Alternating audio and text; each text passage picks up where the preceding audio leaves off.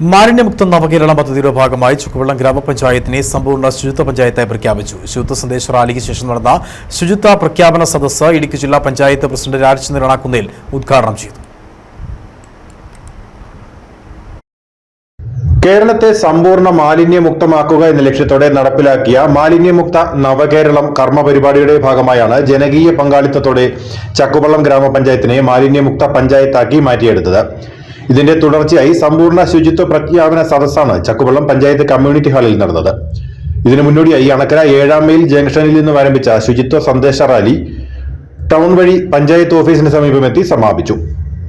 ത്രിതല പഞ്ചായത്ത് പ്രതിനിധികൾ, വിവിധ മത, സാമൂഹ്യ, സാംസ്കാരിക, രാഷ്ട്രീയ സംഘടനാ പ്രതിനിധികൾ, കുടുംബശ്രീ പ്രവർത്തകർ, ഹരിതകർമ്മ സേനാംഗങ്ങൾ, NCC, NSS, scout and guide, SPC അംഗങ്ങൾ തുടങ്ങിയവർ റാലിയിൽ പങ്കെടുത്തു.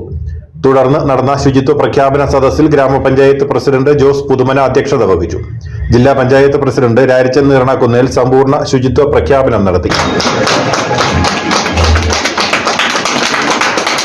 വലിയ ഒരു ദൗത്യം നമ്മൾ ഏറ്റെടുത്തു.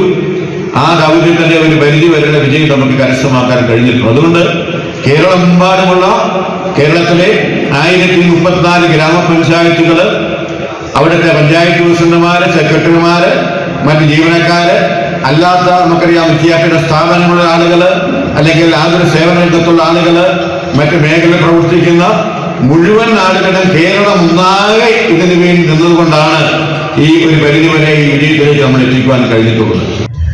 ജില്ലാ പഞ്ചായത്ത് അംഗം GG കെ ഫിലിപ്പ് മുഖ്യപ്രഭാഷണം നടത്തി.